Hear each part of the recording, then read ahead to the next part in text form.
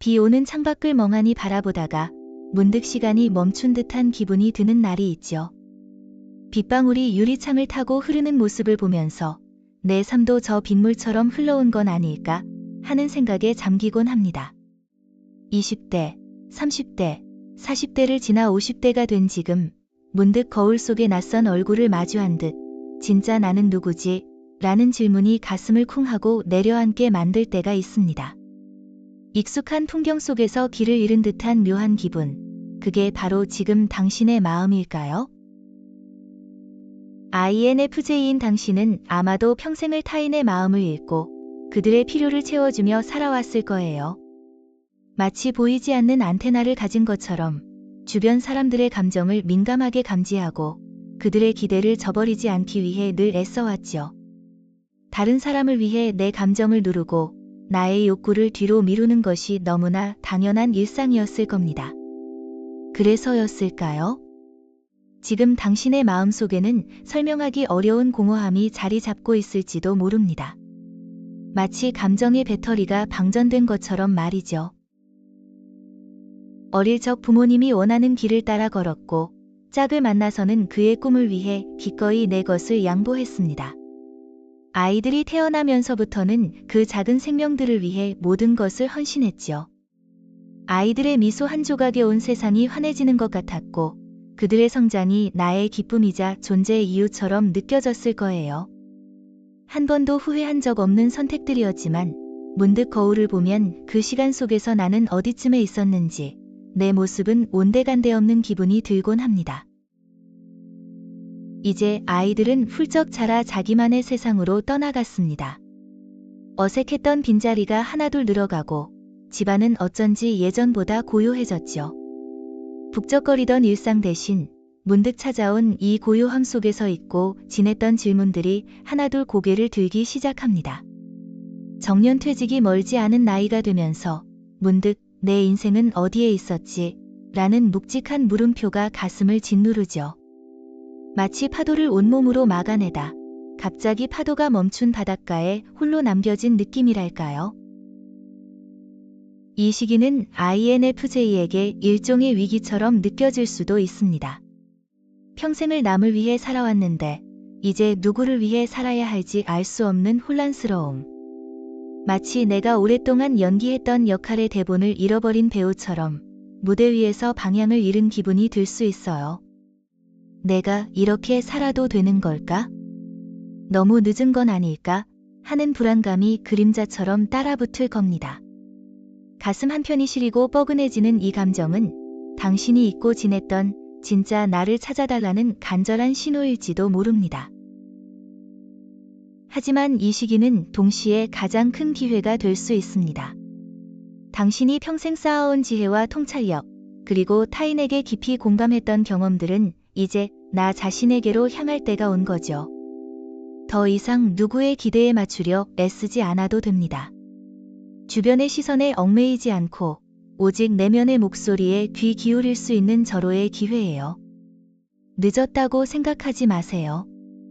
오히려 이제야 비로소 진정한 당신의 이야기가 시작될 준비가 된 겁니다. 꽁꽁 닫혀있던 감정의 문을 여는 열쇠를 드디어 찾은 것처럼요. 오랫동안 묻어뒀던 꿈은 무엇이었나요? 학창 시절 밤새도록 그렸던 그림, 언젠가 꼭 배우고 싶었던 악기, 혹은 작은 카페를 운영하며 사람들과 소통하고 싶었던 소박한 바람 같은 것 말이에요. 바쁜 일상에 치여있고 지냈던 가치들, 예를 들면 자연 속에서 고요히 사색하는 시간, 의미 있는 봉사활동을 통해 세상을 더 나은 곳으로 만들고 싶었던 순수한 마음 같은 것들. 이제 그 보물들을 다시 꺼내 먼지를 털어내고 햇빛 아래 반짝이게 할 시간입니다. 당신의 내면 깊숙이 숨어있던 보물지도를 펼쳐볼 때예요.